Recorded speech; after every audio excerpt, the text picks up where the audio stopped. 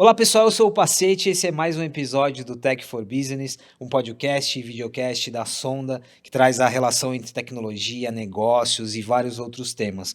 Hoje em especial a gente vai falar sobre saúde, tecnologia e saúde. É um tema bem amplo, mas já das conversas de bastidores aqui com os meus convidados, a gente vai trilhar um caminho para trazer um pouquinho de tirar algumas curiosidades, principalmente para quem é da tecnologia, às vezes olha com distanciamento a saúde, mas para entender a importância dos dados, da tecnologia e de discutir ética dentro desse segmento que é tão importante.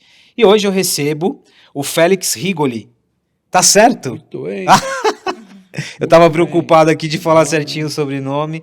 Ele é pesquisador sênior do Observatório de Desigualdades em Saúde e Inteligência Artificial, Odisseia, que é da Fiocruz, Fiocruz. Brasília. Muito bem. Obrigado pela presença aqui, viu? Muito obrigado a vocês. E a Paula Bertoni Norberto, pesquisadora em gestão, tecnologia em saúde. Aqui tá fácil, Paula. Tá fácil, né? Bem-vinda e muito obrigado, viu? Obrigada.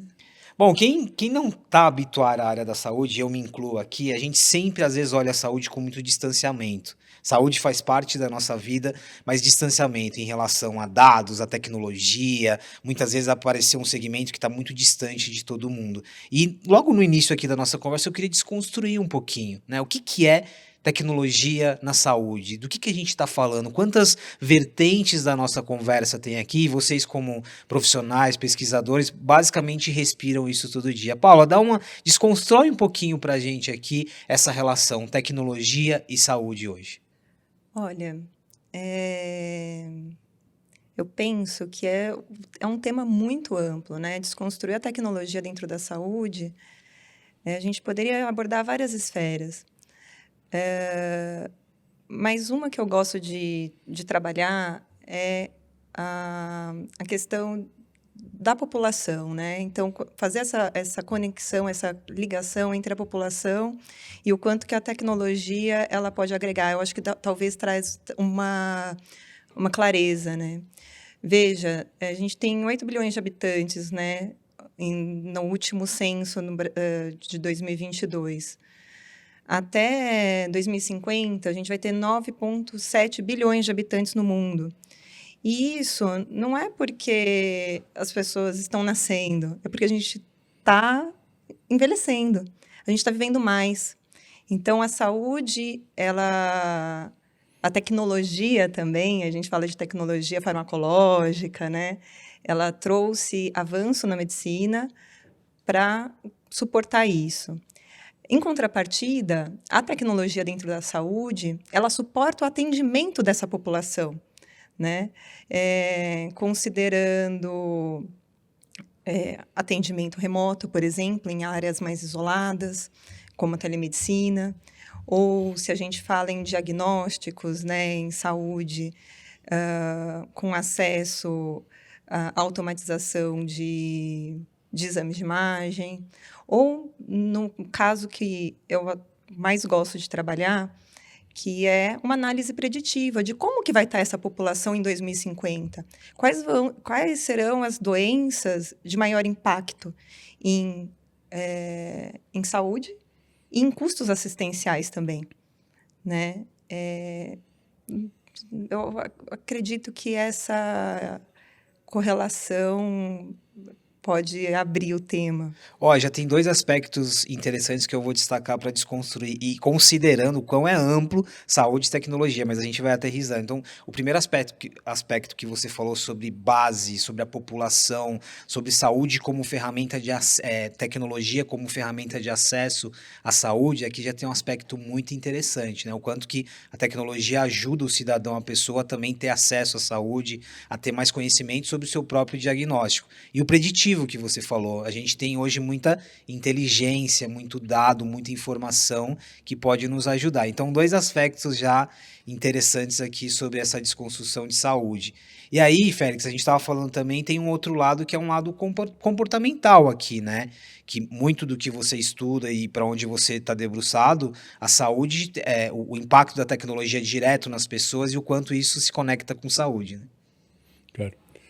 Tem uma coisa que para mim é muito para mim, esclarecedora, que é que a tecnologia, como comentava Paula, melhorou a saúde da população geral. E tem uma pessoa que diz a função da tecnologia na saúde não é subir o teto da expectativa de vida. Não é que uns poucos consigam chegar aos 150 anos de idade. É subir o piso da expectativa, que a grande maioria das pessoas consiga. Esos 8 bilhões, 9 bilhões, 9 bilhões e meio, são porque a tecnologia conseguiu derramar, de alguma forma, na população que todo mundo pode se beneficiar. Como o caso das vacinas em Covid, não? Em 6 meses, em 8 meses, conseguir, por mais que depois as inequidades que existem no mundo fizeram que as vacinas fossem mais rápido para um país e muito depois para outros. Mas foi um fato inédito, mas foi um fato inédito para uma tecnologia de ponta que acaba sendo em bilhões de pessoas e salvando a vida de bilhões de pessoas. Então, acho que o que Paula dizia é muito importante.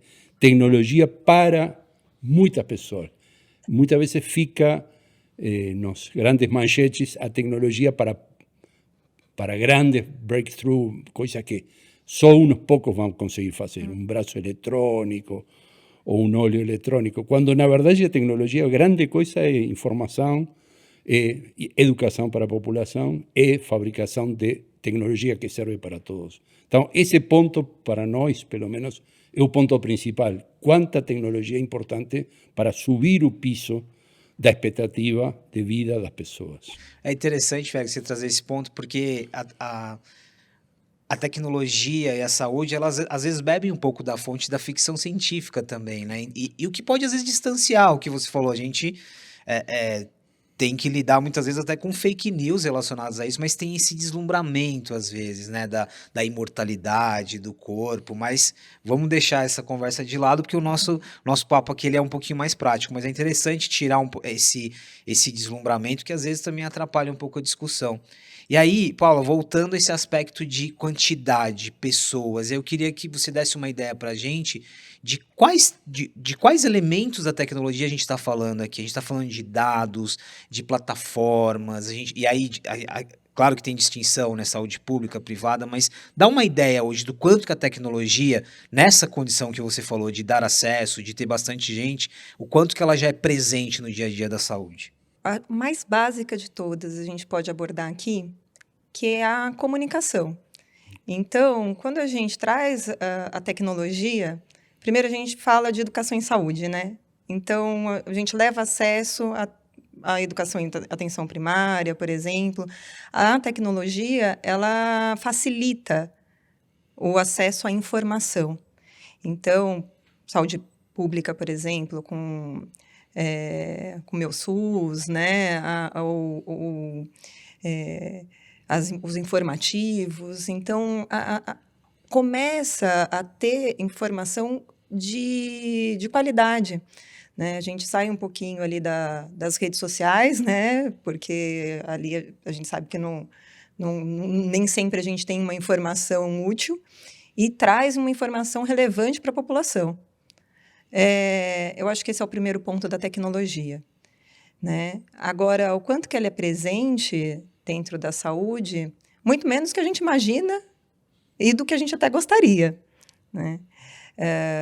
Hoje a gente tem, dentro da CETIC, né, na pesquisa, da última pesquisa de 2023 da CETIC, ela apresenta que só 22% dos serviços de saúde no Brasil possuem acesso a banco de dados, né? Base de dados. 22% é um número bastante baixo. Dos serviços de saúde, né? Então, é um número baixo ainda. E inteligência artificial para imagem, né? Para processamento e análise de imagem, por exemplo, também permeia ali em torno de 20%, né? E aí a inteligência artificial ela vai mais para trabalhar em fluxos, processos, né? Como chatbot, essas coisas que acabam acontecendo dentro da coordenação do cuidado, enfim. Agora, claro que a tecnologia ela traz também o acesso pela telemedicina, né? Então, nesse sentido, a gente pode até citar a iniciativa, né, que foi lançada no final de 2023, né, onde levou acesso pela telemedicina aos Yanomamis, né? Então, a gente começa a perceber que a telemedicina ela não vai ajudar e não vai permear só nas grandes metrópoles, né?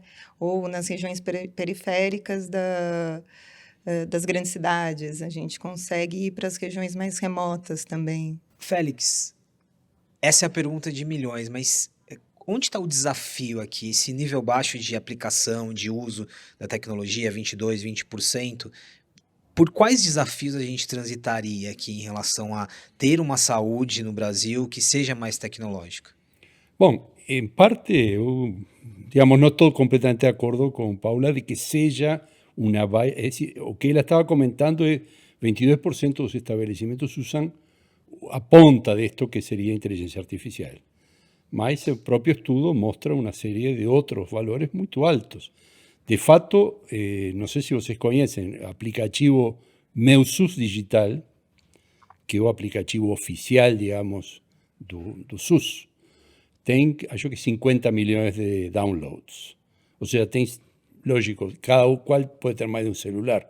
Mas, digamos, genericamente, que tem 50 milhões de cidadãos que estão utilizando una plataforma que sirve para registrar vacina, que sirve para registrar consultas, que puede recibir resultados de examen, que puede até hacer una plataforma de teleconsulta, de telesaúde, no solo telemedicina, como comentaba ella, que sería con médicos, sino también teleeducación, denunciar focos de dengue y otro tipo de cosas. Entonces, el país es muy grande, es muy diverso, mas se você quer pensar, e se você pensa um pouco em tecnologia e difusão de tecnologia, realmente é insólito que você que foi agora a Amazonas ou que foi a grupos de Yanomami em Roraima, se utiliza o celular. E o celular não é tão diferente do que você utiliza.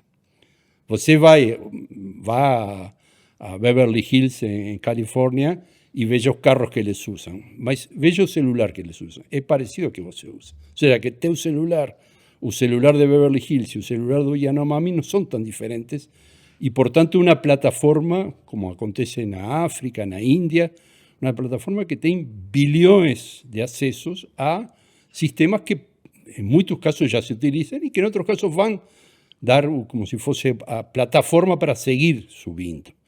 Então, eu acho que, como sempre, né, o copo pode estar meio cheio, meio vazio. Eu tenho a tendência a pensar de que o SUS, nosso sistema de saúde, que é um sistema universal, e a difusão de tecnologias como a conectividade, como celulares e como outras coisas, são como se fosse um matrimônio ideal. Você tem um sistema universal e uma plataforma universal, basicamente, que pode chegar a dar muito mais do que está dando hoje, sem dúvida, mas que está já dando muito. Imagina que esos 48 milhões de pessoas, por exemplo, de aqui a 5 anos vão poder fazer 15, 20 procedimentos só através do celular, não vão precisar ir até o centro de saúde, a unidade básica, como se chame. Imagina que essas pessoas podem receber a receita eletrônica e podem ir à farmácia sem precisar fazer a consulta, quando é, por exemplo, uma doença crônica.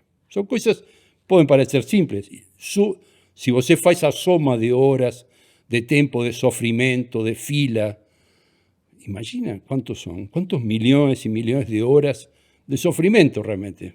Possivelmente todos sabemos que esperar e ter que ir várias vezes, agendar e reagendar, pode ser um grande problema. Imagina se 10% disso pudesse ser resolvido.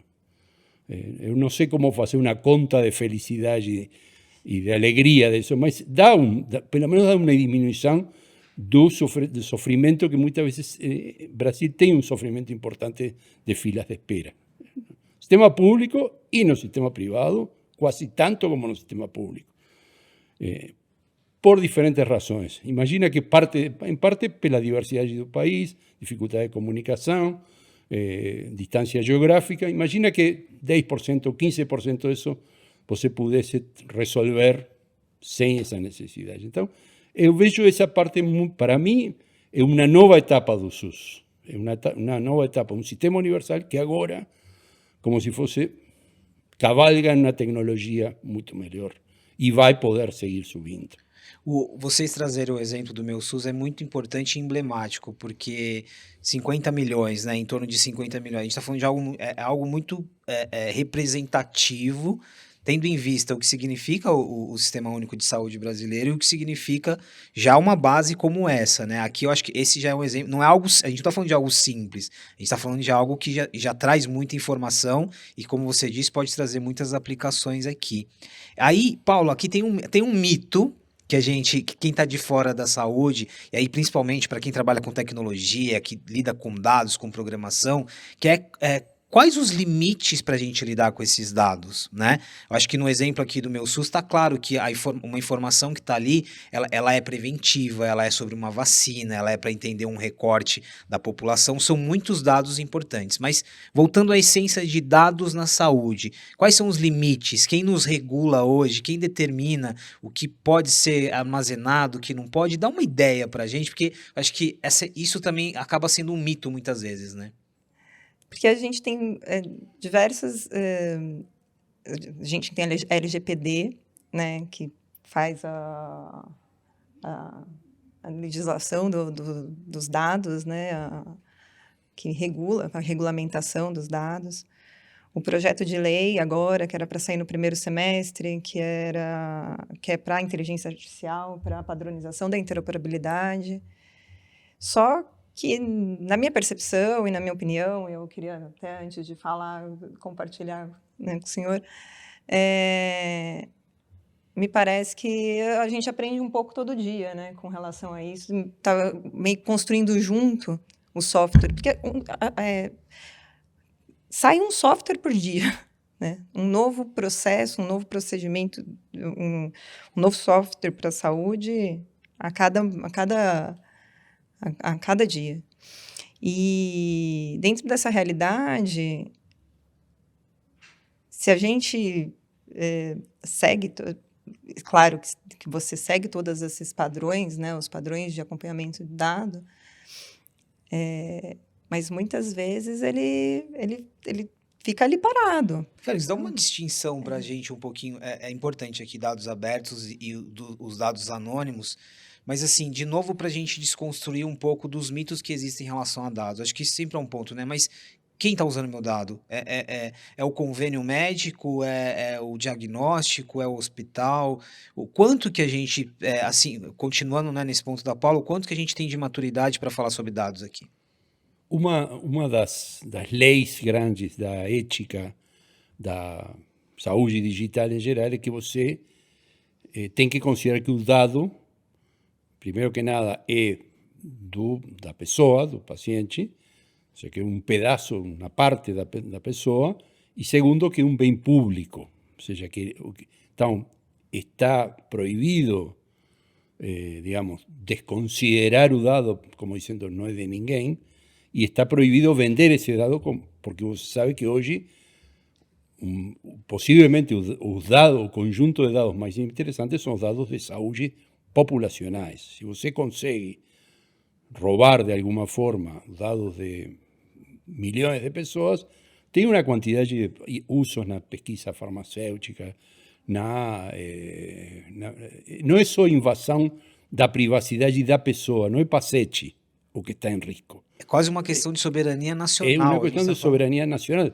Tanto que durante os anos 2020, uma empresa que se chama Palantir, americana, que é uma empresa criada pela CIA, comprou dados do Serviço Nacional de Saúde inglês para fazer pesquisa de segurança nacional dos Estados Unidos, utilizando dados muito melhores de qualidade do Serviço Nacional de Saúde inglês.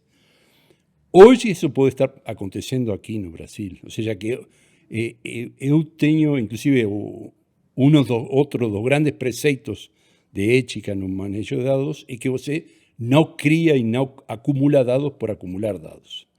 Porque qualquer conjunto de dados, aqui se chamam lagos de dados, que fica sem saber bem para quê, O exemplo que você deu, Paulo, de pode ficar parado. ser útil, pode não. Em algum momento vai ser vazado, vai ser hackeado, vai ser corrompido, vai ser vendido, e você pode criar, digamos, com certeza cria de alguma forma um risco populacional. Aconteceu com os dados do SUS, aconteceu com os dados de um grande laboratório aqui em São Paulo, aconteceu com o Serviço Nacional de Saúde inglês, e realmente dados em saúde, populacionalmente falando, são dados muito sensíveis, muito importantes. Então, até hoje não existe uma consciência, e a própria Lei Geral de Proteção de Dados não fala muito sobre como se protege o dado de saúde. E não é o dado, de novo, de Pacete, de Paula, de Félix. É o conjunto de dados que pode ser vendido, que estão sendo vendidos, dados de tipos sanguíneos de populações africanas, estão sendo vendidos bases de dados de população da Países Baixos para efeitos de companhias de seguros que querem calcular taxas de mortalidade e de doença para ajustar suas fórmulas de seguros, mas não são porque Países Baixos quer, é porque uma companhia roubou de alguma forma ou acessou de alguma forma, assim como foram acessados os dados do Facebook para influenciar as eleições nos Estados Unidos, para influenciar o Brexit, para influenciar as eleições no Brasil, e foram vendidos. Não foi que roubaram teu dado, ninguém se preocupou, nem meu dado, ninguém se preocupa, mas o conjunto de dados de todos nós serve para muitos propósitos que podem ser justamente, por exemplo, políticos, econômicos, de segurança nacional, de diferentes formas. Alguns desses podem ser muito bons, mas outros podem ser perigosos. Então, essa ideia, dado bem público, dado parte da pessoa, que não se pode tirar o dado da pessoa sem arrancar de alguma forma parte da integridade da pessoa. Portanto, se eu preciso teu dado, você tem que dizer que está de acordo. Tem que existir alguma forma disso. E de fato, a Lei Geral de Proteção de Dados dá uma certa ideia de como fazer isso com o que chamam controladores. É importante essa discussão, porque a gente não está falando só de tecnologia, a gente está falando de cidadania também, os exemplos são muito claros nesse sentido, mas também sobre educação, e aí volta um pouquinho sobre informação. Educação também, né? Eu estou dando o meu consentimento de uso de dados, de que forma? Qual é a base que eu tenho? Isso vale para as redes sociais, isso vale para um exame, por aí vai. Acho que o núcleo da nossa conversa está bem estabelecido aqui, tecnologia, dados. Aí agora, só para ir para uma terceira parte, eu queria trazer um pouquinho mais para as outras aplicações, né? Então, está muito claro, tecnologia como ferramenta de acesso, tecnologia como junção de dados para conhecer, para entender como lidar com uma população ou de uma forma preventiva. Agora, a aplicação de outras tecnologias dentro da saúde. E aí eu parto da telesaúde, né, que com um conceito mais amplo, mas de outras aplicações, por exemplo, inteligência artificial, que ali nos bastidores você deu até um exemplo, né, de que às vezes a gente acha diferente a aplicação e o volume de inteligência artificial do que a gente que está de fora pensa que de fato é. Então vamos lá, outras tecnologias agora na saúde que estão causando transformação, mas que já são usadas. Vou começar com AI, Félix, para a gente puxar. E já vamos a esclarecer isso que conversamos em bastidores, porque uma piada, mas que interessante, que diz... Mas ela pode ser adaptada também. Não, mas é uma piada interessante, porque o que diz é que inteligência artificial na saúde se parece a sexo em adolescentes. Se fala muito mais do que realmente se faz, e quando se faz, muitas vezes não se faz muito bem. Então tem uma questão de expectativa versus realidade. E é o que você falou no começo, é um grande mito da inteligência artificial.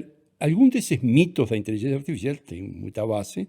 Alguns, como o caso de artificial generativa, de chat, GPT e outras, podem ter até uma base de avaliação de ações de uma companhia determinada, OpenAI, ou outras, ¿no? Que a veces hacen un grande escándalo de propaganda diciendo que va a acabar el mundo E, na verdade, o que está acontecendo é uma coisa muito menos do que realmente se prevê que vai acontecer. No caso de saúde, como decía Paula, 22% utilizan alguna forma de inteligencia artificial, inclusive, no sé si usted lembra, un estudio muestra que básicamente una parte importante es para inteligencia artificial para propósitos administrativos. Entonces, para propósitos asistenciales no tem tanto. Ahora, cualquier tomografía, cualquier resonancia, muchos dos aparelhos de diagnóstico têm dentro, sem que o médico e sem que ninguém saiba exatamente como, tem dentro o mecanismo de inteligência artificial. Quando você faz um estudo de imagem, sempre tem um laudo produzido pela própria máquina. E esse laudo produzido pela própria máquina tem alguns parâmetros do que chama radiomics, que é a contabilização de parâmetros matemáticos de uma imagem. E essa radiomics é a que cria um diagnóstico presuntivo. Depois, obviamente, e aí imagino que Paula também conhece muito bem, precisa que alguém olhe, porque senão os laudos automáticos de inteligência artificial não são em si confiáveis, por mais que podem ser de boa qualidade. Então, existe uma determinada porcentagem de inteligência artificial, muito na administração, menos em clínica. Existe uma quantidade importante de inteligência artificial dentro dos aparelhos que estamos usando todos os dias, como existe inteligência artificial no carro ou no celular. Então, existe a dúvida de quanto precisamos botar passos humanos dentro de um processo em qual a inteligência artificial está funcionando. E isso tem muito a ver com, digamos, os perigos que tem, que já todos conhecem de ChatGPT e de outras generativas, que podem dar resultados falsos, podem delirar, como se chama habitualmente, es decir, inventar algo que não existe, e isso pode acontecer em um aparelho de diagnóstico, pode acontecer em um prontuário eletrônico automatizado que sugere uma doença que pode não ser essa. Então, isso me parece que é um problema que temos que pensar. Como botar componente humano nisso. Paulo, aqui é um ponto interessante desse equilíbrio, né? E vale, eu acho que parte do exemplo da inteligência artificial, mas vale para qualquer tecnologia, para qualquer. Tá muito claro aqui que o processo de automatização ele não é novo, mas qual que é a importância desse equilíbrio? Continuando nessa conversa, né, de complementar o olhar humano com o olhar automatizado, e por que isso é importante na saúde? Penso que assim, a importância é entender que o humano que carrega a saúde, né? Que carrega a tecnologia, né? Que determina que direciona esses sistemas, que direciona para onde a inteligência artificial vai olhar, para onde, como que vai ser apresentado os meus sistemas de apoio à decisão. Então, me parece, né, que a gente não foi muito educado para fazer perguntas desde a época da escola, né? E então a gente volta na educação e começa a entender qual que é a importância de se aprender a fazer perguntas. E perguntas bem estruturadas, perguntas que vão alimentar o meu sistema no sentido de trazer respostas para aprendizado de máquina mesmo, para que diversas fontes de raciocínio, né? Porque seriam diversos profissionais ali envolvidos dentro daquele processo do cuidado, do atendimento de um paciente, por exemplo, que vão determinar e vão direcionar as opções, né, de diagnóstico ou as opções de tratamento para esse paciente, né? Então, a tecnologia pode ajudar também nisso. Então, trazendo um pouco ainda do banco de dados, a gente traz, né, um olhar da importância de saber o que se quer buscar naquele banco, o que se quer obter de informações dali,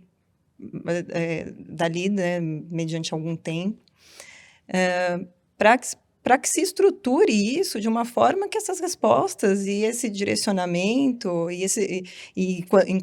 quando aplicada a inteligência artificial e aprendizado de máquina, ele traga uma estrutura de opções válidas, né? E cada vez com menos enviesadas.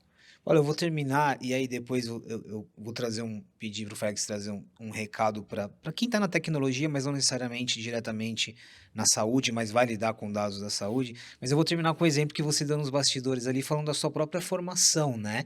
Que você se formou enfermeira, mas aí depois você foi buscar, quase que num esforço pessoal ali, um repertório mais voltado para tecnologia por curiosidade. Ou seja, a gente ainda tem um desafio também de formação aqui, né?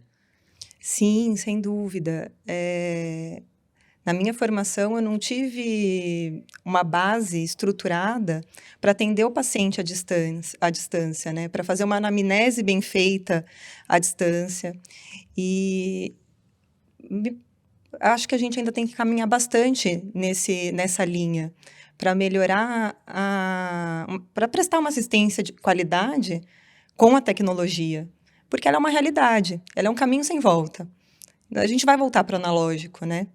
E, na verdade, a gente está caminhando cada vez mais para o digital, né? E o quanto que a formação ela é voltada para o digital hoje, né? A formação médica, a formação do enfermeiro, a formação da equipe de saúde como um todo, né? Então, quanto que a gente está preparando esses profissionais para atender de uma forma como a gente atende no analógico mesmo, né? Mas no mundo digital. Eu acho legal a gente terminar a gente falou sobre dados, sobre tanta coisa, mas essa reflexão voltando para a formação das pessoas mesmo, né? Félix, aí eu só vou inverter a pergunta.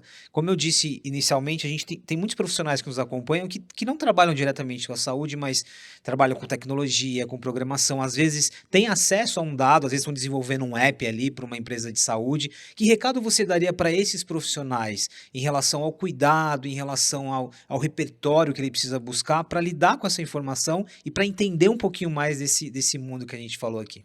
Bom, primeiro, estou disponível para esses profissionais porque meu interesse no meu trabalho é conhecer o mundo das pessoas que desenvolvem apps para a saúde, das startups, do sistema empresarial que está atrás desse, porque não é só uma questão técnica, também para quem estão fabricando ou criando essas soluções, em que estão pensando. Digamos, tem muitos recados importantes. Um recado, já falamos, os dados da pessoa são parte da pessoa, são parte de um direito da pessoa de ter controle. E outro é que as pessoas podem estar ou precisam estar envolvidas em co-desenhar esse tipo de soluções. Eu te dou um exemplo. Nós fizemos en Brasilia una especie de hackathon de desenvolvedores para o SUS de Brasilia, del Distrito Federal. Y una de las colegas dos grupos de startup que participaron era un grupinho de pessoas de Pernambuco. Uma das pessoas tinha sua avó naquele Capibaribe, no Mangue. Ela, cada vez que desenhaba una solución o una parte do aplicativo, mandaba para Recife para que a su querida vovó abrisse el aplicativo, viese si podía utilizarlo, si podía entenderlo, y daba de alguna forma, él estaba pensando en una solución digital, pensando en una persona querida que era la que precisaba ese aplicativo y que podía posiblemente no ser capaz de utilizarlo.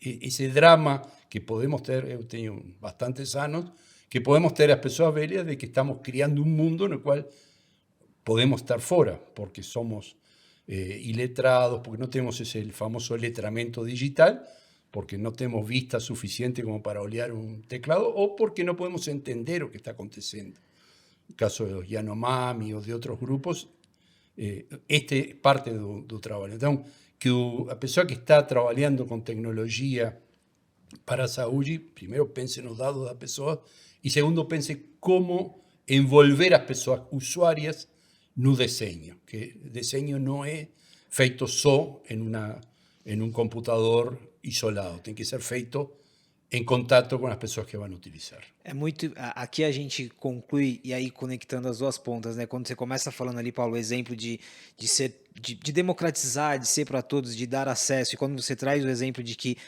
quem está por trás do dado, qual é a aplicação, tem um lado aqui humano muito importante. Eu acho que, por mais que a gente fale de tecnologia de dados, eu acho que sempre fecha nisso, né? E aí, para qualquer profissional de tecnologia ou não, para quem está num negócio, é conhecer a pessoa, o consumidor, aquilo que você faz, sempre numa perspectiva humana. Eu queria super agradecer. É sempre um desafio, às vezes, transitar, porque, de novo, né, é um assunto amplo, mas eu acho que a gente conseguiu puxar algumas caixinhas, não todas, mas algumas caixinhas importantes aqui. Félix, muito obrigado.